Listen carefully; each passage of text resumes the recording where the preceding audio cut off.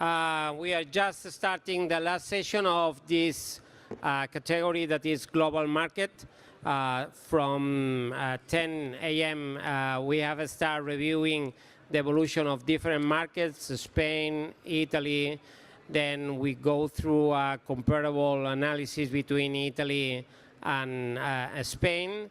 The previous session was the Middle East session. And now I'm proud to introduce the session of LATAM.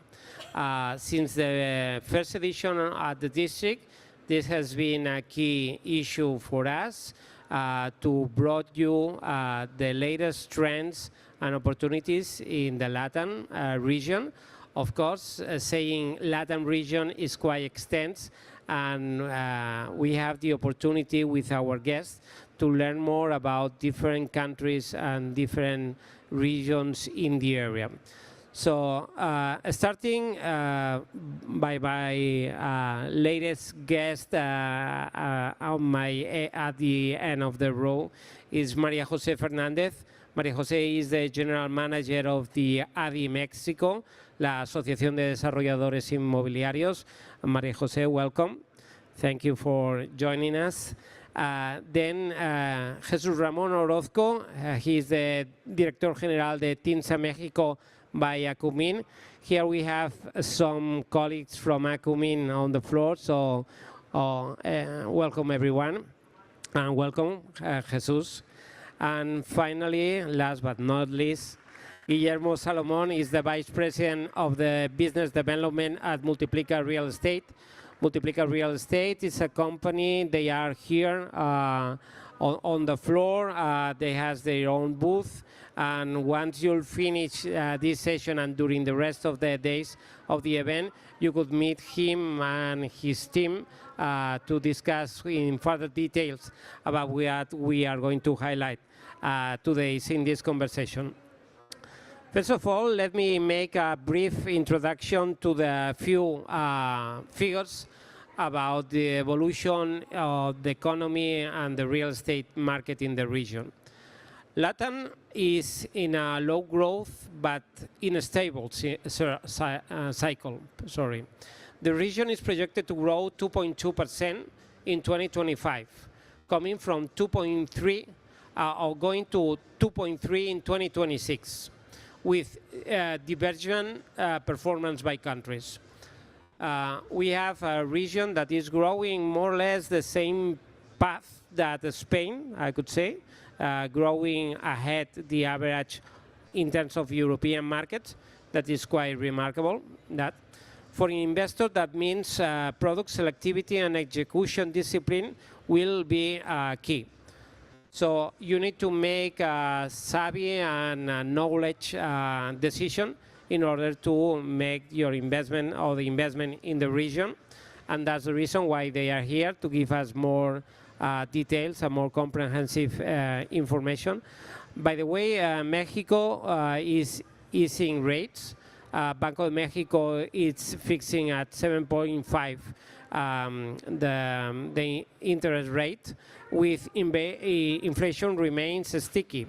Cost of capital is improving, but still selective, which makes well-structured projects bankable again. That's quite important because we are getting in a new era where investing in Mexico and in the region is becoming more and more attractive due to the improvement of the financial condition. Finally, capital is also circulating across the Atlantic. Spain is seeing renewal international investment in student housing, flexible rentals, and LATAM corporate has built a strong investment in Spain. And that's also the part of the story that we are going to explain here. It's not just about the flow to the LATAM region, it's also the inflow from LATAM to Europe, and in particular in Spain. That is creating that two-way bridge between our economies that is really connecting and making it sense to have a session like this at the district. So before to going in deep detail about the current market situation in each of the countries where they has experience, I will give the opportunity to each one of them to make a brief introduction about not just yourself, but also the company that you are representing and the main service and activities you are generating in the area. So Maria Jose, if you are pleased to start with the presentation. Yes, thank you so much for the invitation. I represent the Real Estate Developers Association of Mexico. We are currently investing 13 billion euros nationwide. We are in all sectors: housing, retail, hospitality, industrial, of course, mixed use, and office buildings. We develop nationwide.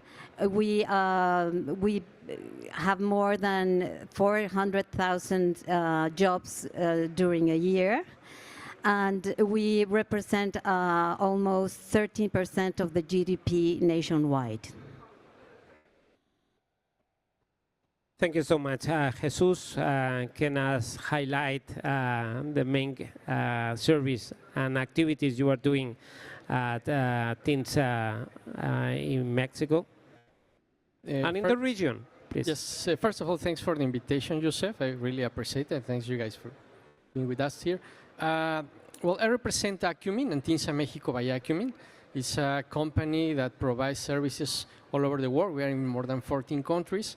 Services related to real estate appraisals and consultancy. We help most of them in their developments for the investments in real estate. So Acumin team, the Spanish team, has a booth here also on the at the event. So if you want go and talk with them about the service they are providing in Spain and from Spain around the world, happy to meet them over there. So Guillermo, on your side. Thank you, Joseph. Thank you, the panel. Well, Multiplica is a developer representative. We represent internationally all the developers from, in this case, in this scenario, we're representing from Florida, Miami, and also from Dominican Republic. Our key factor is to represent and develop their business outside of their areas. It's not easy to be internationally selling, and we are being the arm, the big arm for them to sell it in the international market. So it's quite, you could see it's a quite diverse panel, and it will give us the opportunity to discuss about the value chain they are creating between the different role plays that all them are representing here in this panel. So Maria Jose, about to learn more about and understand which is the actual performance of the development in Mexico, can you give us an overview about the market itself and the performance that your members are doing today's days, regions, asset class, areas, and so on? Sure. In Mexico, we had a very difficult time after the pandemic. Also, we had a change of government, which was not that interested in real estate investments. So we had a very hard time recovering, especially housing. The market went down very abruptly. So we are recovering. Residential has been very slow, but we are looking in a very important recovery. In office building, as it happened worldwide, the market stopped, all the new projects were canceled, and now we are looking into a recovery. We have 15% of the occupancy, which was last year was around 20%. So we are looking at an important recovery in office building. Industrial has been great. As you know, last term of the Trump administration, with the problems that they had with China, we had a lot of Asian and European companies going into Mexico. So close to the frontier with the U.S., we have a large number of companies establishing what we call nearshoring. After the tariffs that started early with the Trump administration early this year, we have some companies thinking about establishing in Mexico, but now it's also recovering. So nearshoring is big, not only in the frontier, but in different areas in Mexico. Retail has been performing great. The occupancy is around 90%. And the best area, the best sector is tourism. Not only new projects establishing in different tourism areas, especially on the coastline, but also second home. We are looking into extensive new projects in different areas, with the ticket going from $1 million up. So it's a great opportunity for tourism projects.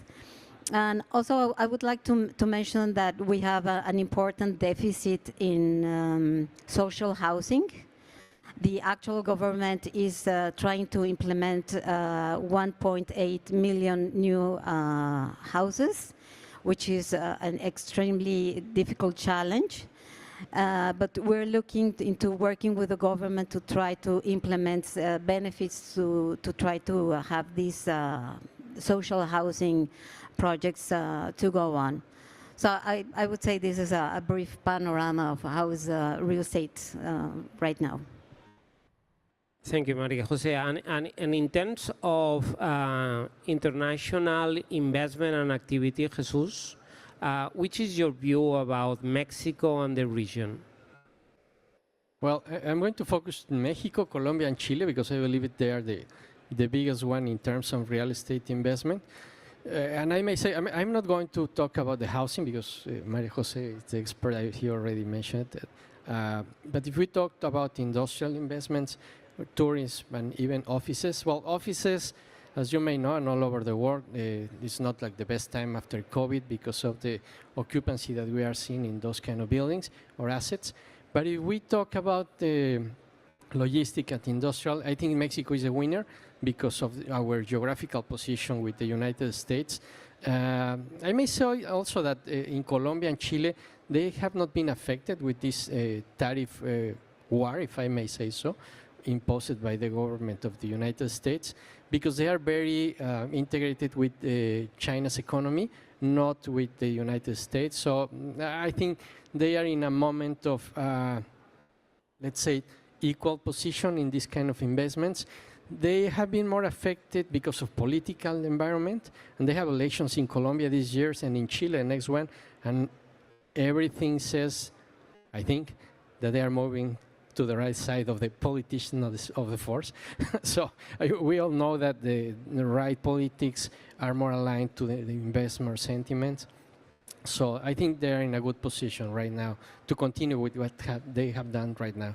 And in the case of Mexico, I think it's a great moment because even we have this war tariff on this war on tariffs. Sorry, the government has been has very cold blood to deal with these arguments with the United States, and we have been not that really affected as some other countries. I think we have the lowest tariffs right now that have been imposed in all other countries. So it's a good opportunity for investors to still invest in Mexico on industrial sites and logistics. Yeah, I had the opportunity to be in Mexico last June, seeing the environmental development of the real estate sector.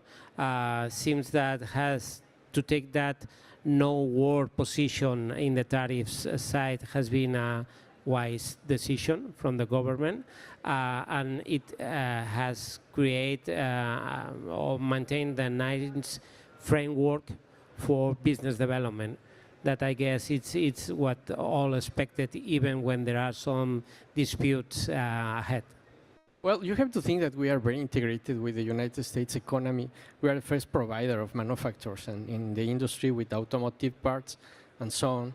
And I think this is more like a political background for the actual president, and it has to do with that. And I don't think this is just an impasse for the next 3 years, and after that we have to carry on with it.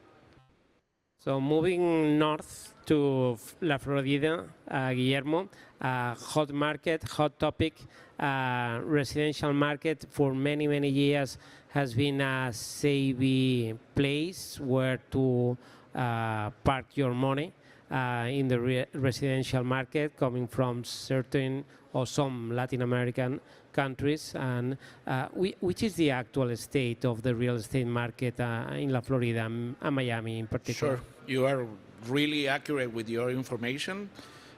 Florida has been for a while a market that has been growing non-stop. People is looking for and speculating about probably a bubble coming and a crash on the market, which is completely opposite. We have seen in some areas in Florida at this time, probably in some areas, 22% of decrease of a price, which is a correction of a price. Besides that, the last week, we found a reduction of the interest rate. We are in the low 6.1%, and we used to be last year up to 7, almost 8%. And the market is going probably at the end of next year on the low 5, which is a good incentive for the local market, especially, but also for the investor in this case, because at the end, what you are looking for a property in the United States is a return of your investment. And when you have a low interest, your investment is going to be more affordable for a credit or to be a financial in that case. But right now, especially Miami, has been a city that has not stopped. There's more than 30 new buildings at this moment in a process of starting or halfway of being finished in 2026 to the 2029. So I don't think Miami could be any crash, but it's a great opportunity. And I mentioned before in our meeting that after Colombia, which is the first investment country in Florida, the second one is Spain for one reason, is the legal situation and the financial situation that United States has in this moment is very particular for people in Spain. And if you ask me what kind of a property there are people looking, I told you that this morning the ticket more selling at this point in 2025 has been tickets over $2 and up to $5 million. So I believe in somehow the situation in Spain probably about the regulation on Airbnbs, the tax break that you have in Spain, and the easy way that you can structure a tax company in the United States and get gains on that and not be taxable on the Spain side is a great opportunity, and still be a great opportunity to invest. Yeah, for us, from our point of view, with all this movement in the macroeconomy, the fluctuation in the currency, it's also, I guess, a good argument in order to invest in the U.S. Yes, for sure.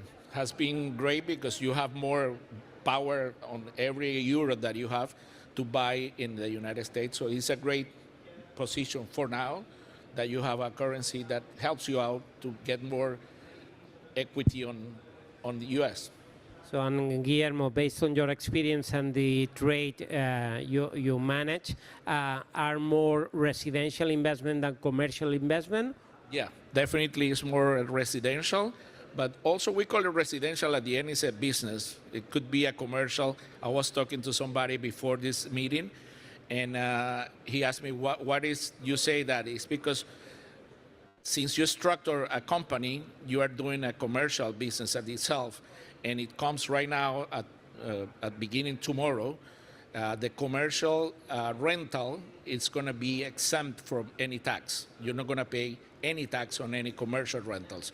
So this is going to be great for any other kind of investment in the United States because you're not going to be charging tax or paying tax as a renter. But it will be, and it's in a gray area this week because we don't know if it's, when you do a rental, a short rental like Airbnb and all that, it's part of a commercial if you do it on a structure, on a company. So we're waiting for, it's going to be not taxable on this case.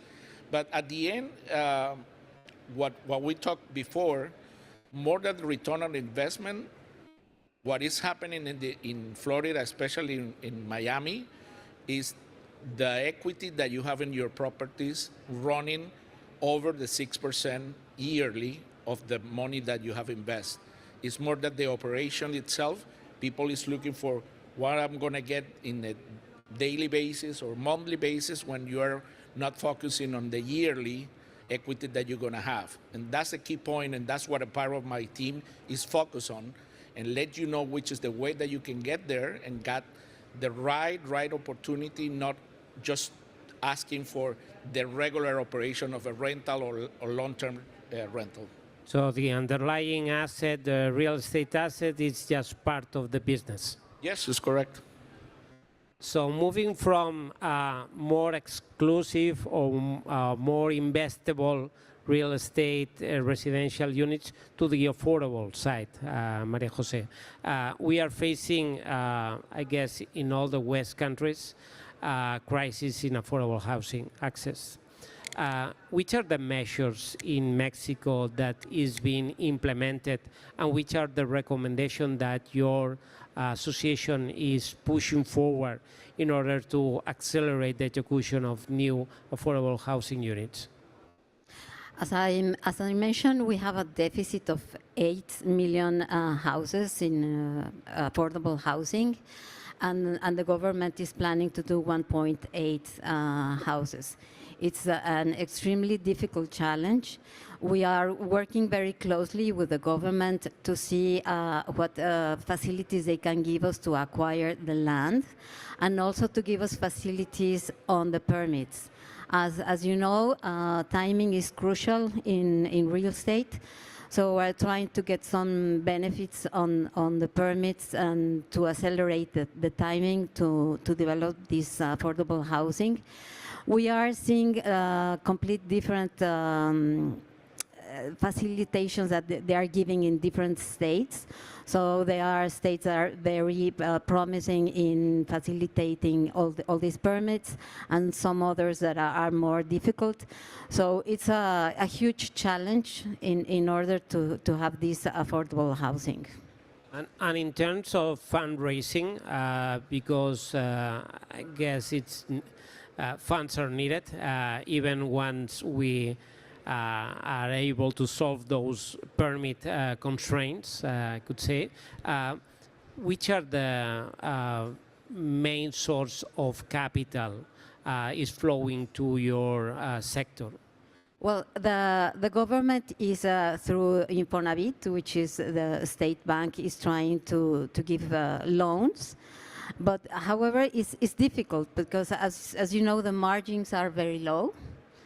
So it's not going to be easy to go through this challenge. So, and just curiosity or to understand a bit better, the market is more a market for sell or it's for rent? It's for sale, mainly for sale.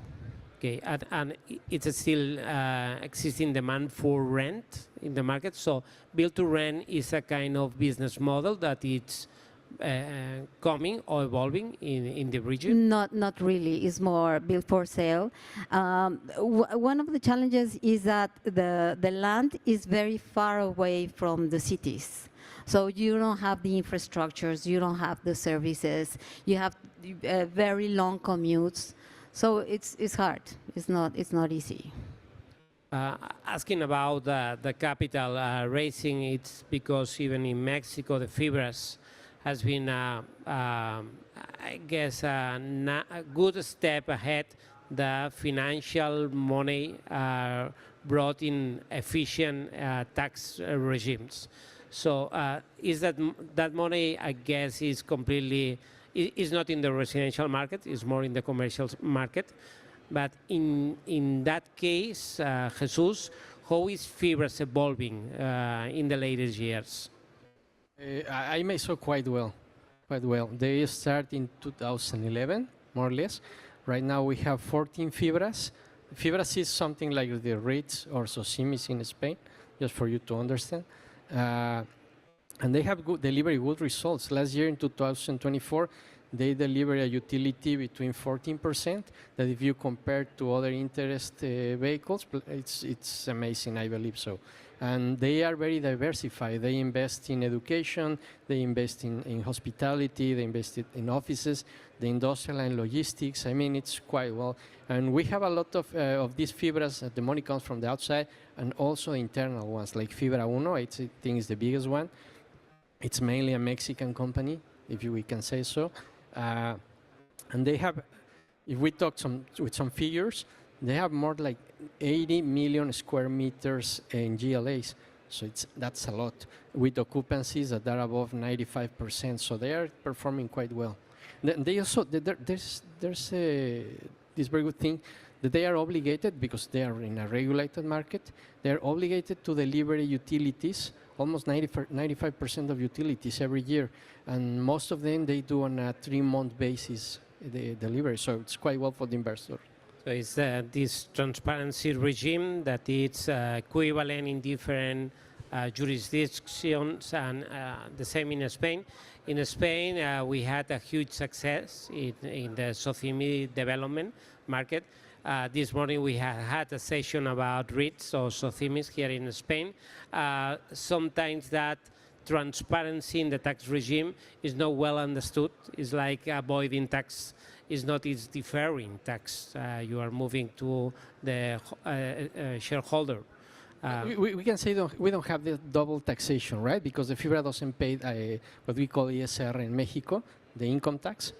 So it's good. It's not that you are not paying taxes. It's the final one is the one that are paying taxes. Yeah, but right. It's a very good vehicle. I really like it, and it permits, I believe, like family offices to invest some money in that, and you can diversify your portfolio like quite well. It's what they are trying even in Italy. This morning we had the session of Italy.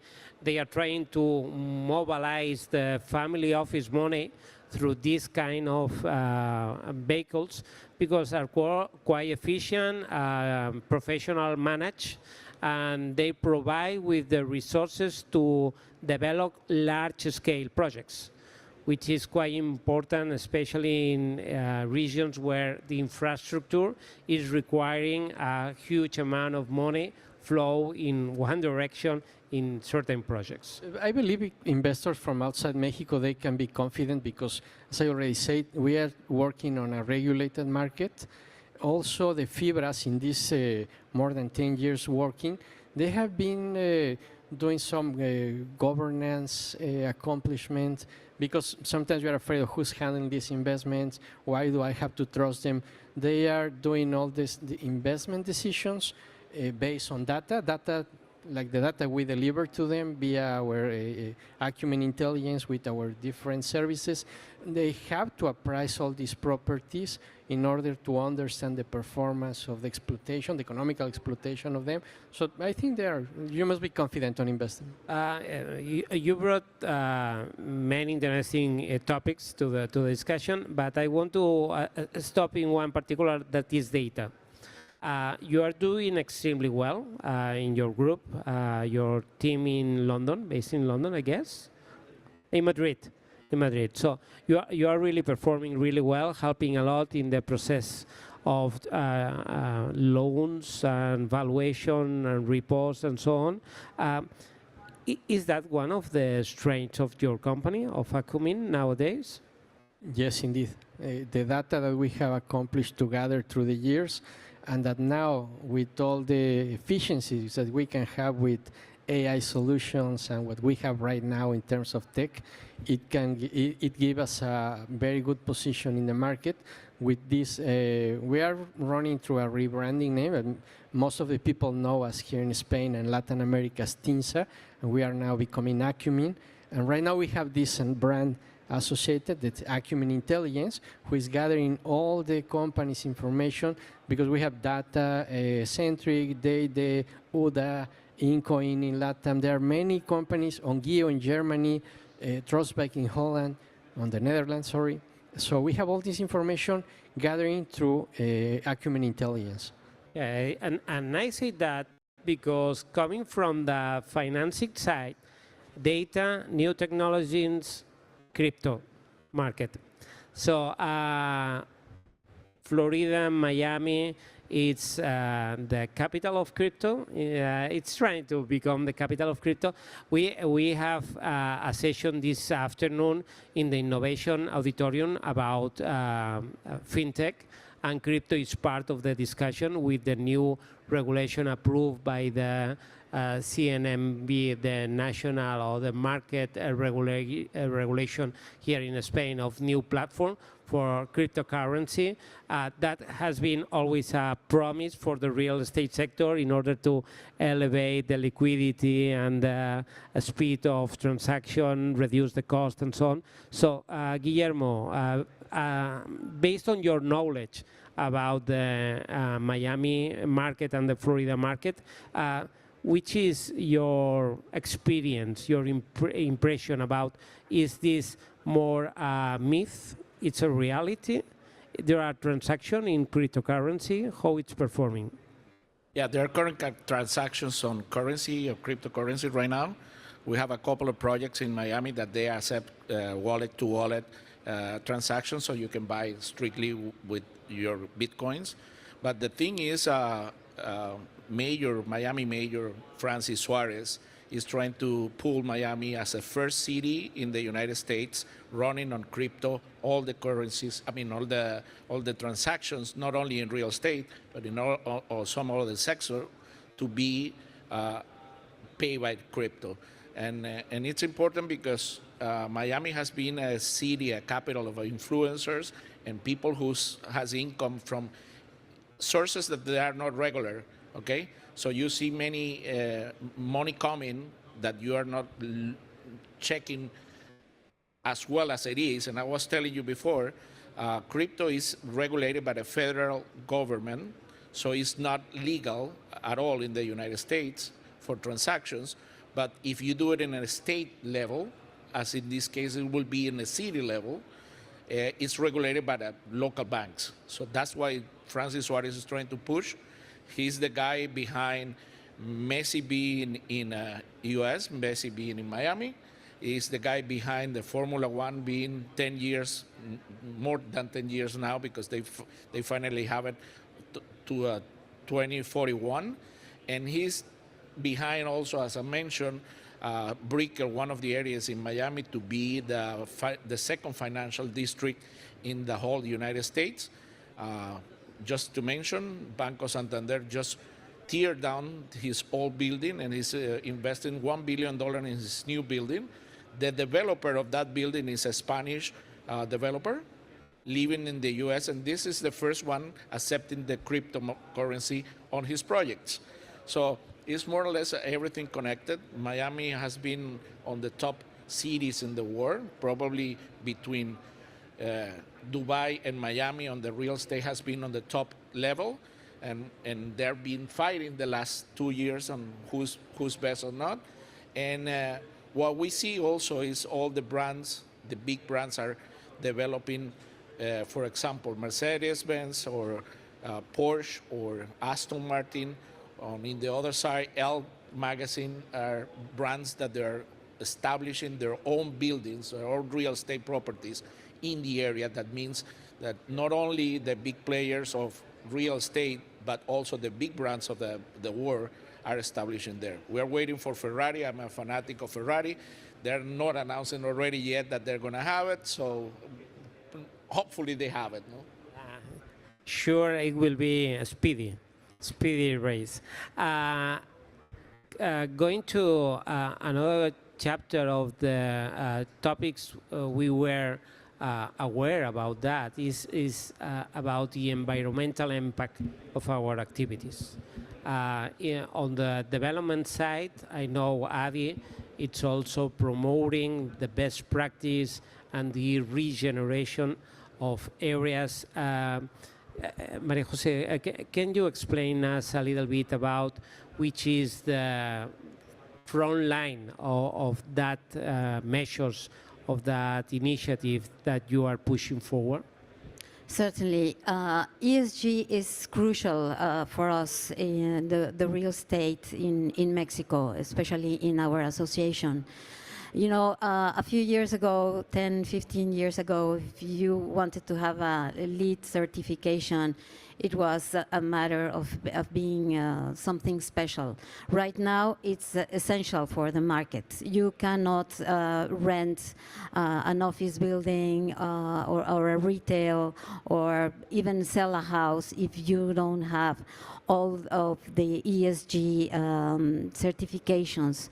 So for us, it's very, very important, not only for the nature of our industry, you know, in the environmental, but also in the social and governance impact. So for us, it's very important. We are focusing very much in that. We give, how do you say, talleres, workshops, all the time, and we certificate our members, and this is something that are very much focused on that. And on the side of Acumin, Jesus, which are the policies or the tools you are bringing to the market in order to achieve those goals to the developers, property owners, investors? Talking to ESG, you mean? Yes, that's right, ESG. We have different scenarios or differences between geographies. I think Chile is the most advanced. They already have the energy certifications as the way that you do here in Spain. They are mandatory right now, and they follow a path almost 10 years to get in there. Colombia, they don't have anything right now.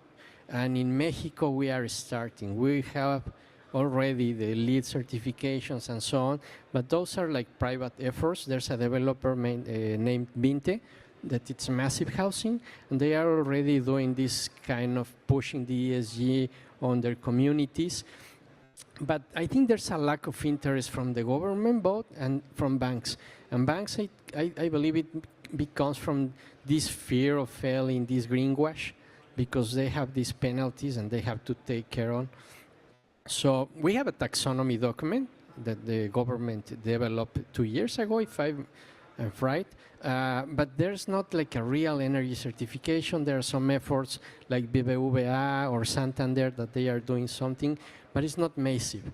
We need like a big push from the government and how do you say, un marco de actuación, in order to have this to be really deployed all over the country, and that the people really feels on the investors that they really have an incentive or a benefit of doing this. Because I do believe in ESG and all this social impact that it has in society. I really do believe in it, but I think we need a push for the money, because the investors, they are not easy to put the money here or there if they don't see a benefit. So yeah, there's a lack of things there. I would like to mention that also green bonus are, you know, being very important for developers to be interested. Yeah, it's part of our commitment as a society. Try to push the resources in the right investments. For sure, part of our allocation should be in accommodate the effects of the climate crisis.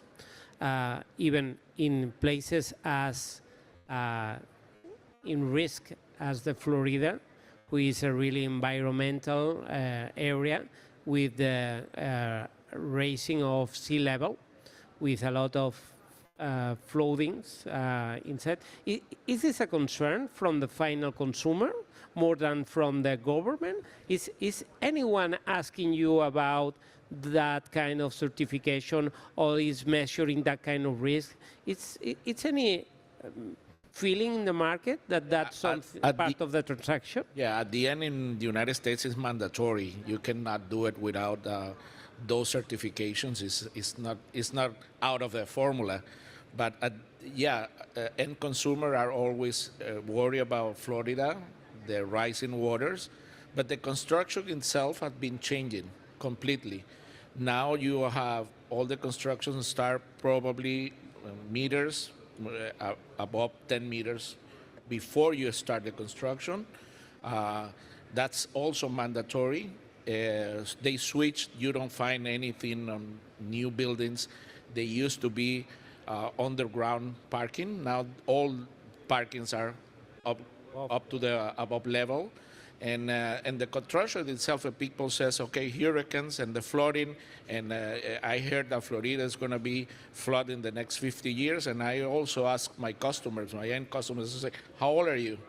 I say 60. You're going to be here in 110? No, so don't worry about it. So you're going to leave it before now, on at the end, you're going to, heritage to your sons or daughters, so they're going to have facing that problem.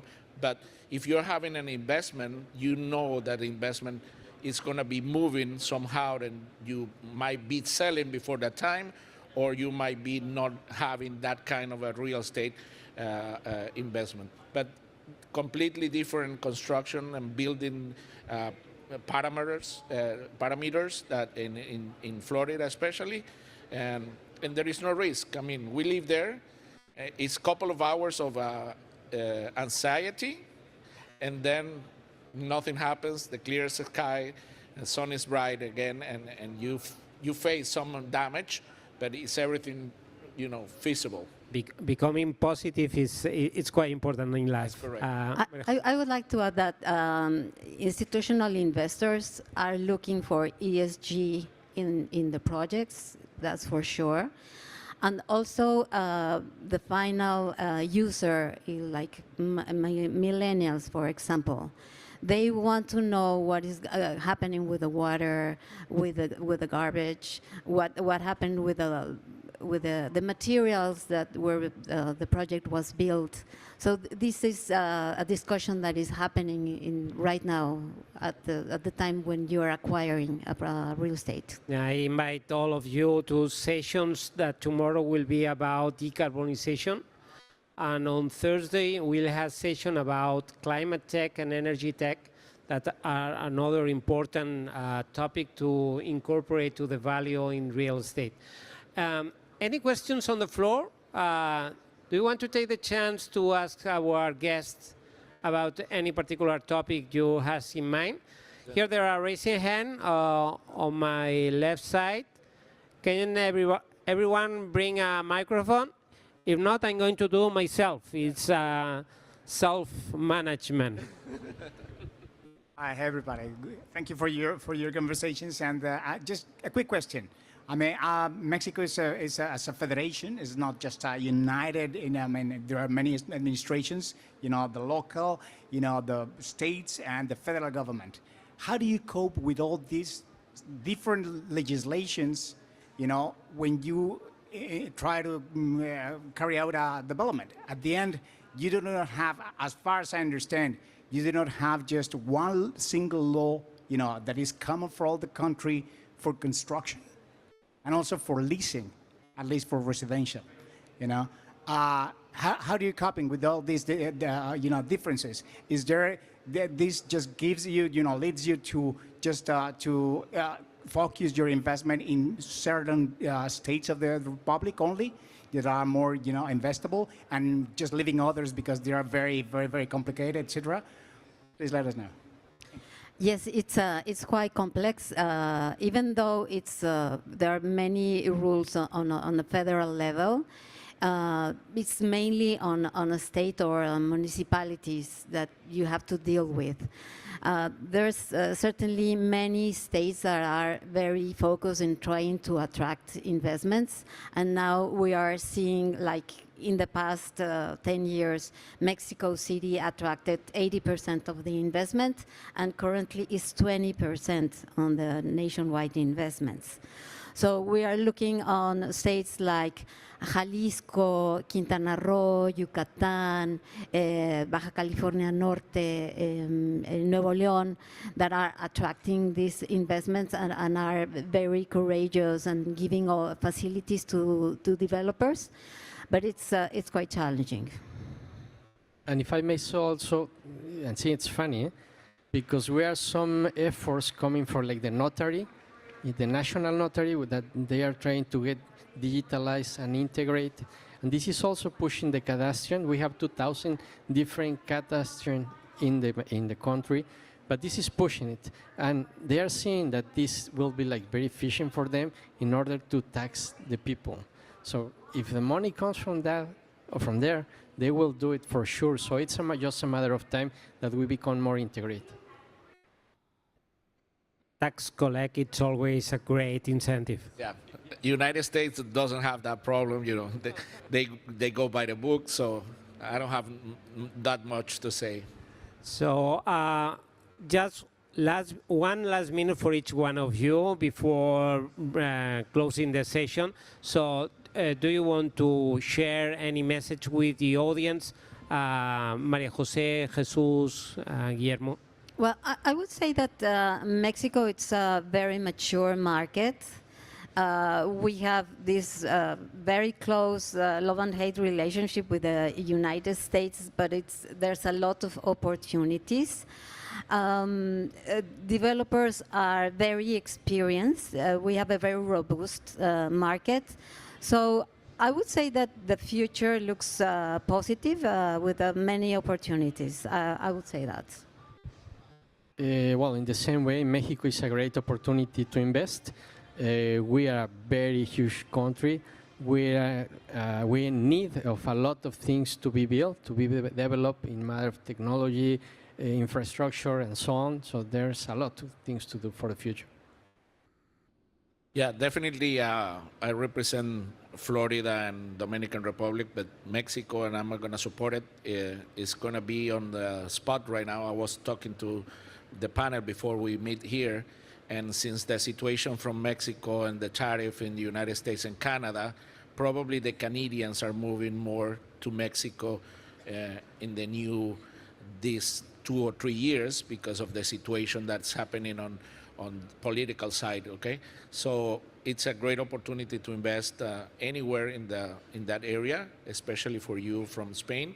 And of course, we are looking, our projects are looking for not only end users, but we have several developers looking for big capitals to be invest on their properties on new develops. Okay, what I recommend, if you are guys looking for an opportunity, you can pass by to our stand and we can talk about it. But the fast pace in the United States, and I have a situation like, I know you guys in Spain take August and vacations really serious and no answer the phones during a month. And we have an opportunity last month, and the guy says, okay, I'm on a vacation, okay. And we have opportunity number 4 on the floor. When he came back, he says, okay, I'm ready for number 4. No, we're on number 9 now. Oh, but I have the papers ready. Yeah, but you're gone. This is a fast-paced market, so decisions are completely different than the way that you do it in the Spain. So if you're ready to jump in an investment decision in the U.S., you have to move your gas and push it a little bit forward, okay? So thank you so much to all of you to be our guest today, to fly from Mexico and from Miami, take a long trip to stay with us and to share your insights with all of us. My personal and professional commitment is to keep pushing that, to strengthen that bridge between both sides of the pot. So I'm more than welcome for the next edition. You'll be with us and keep moving forward as fast as possible. Thank you to all you, and that's the end of the morning session. Now lunchtime, and come back at 3:30. Thank you so much. Thank you, Joseph.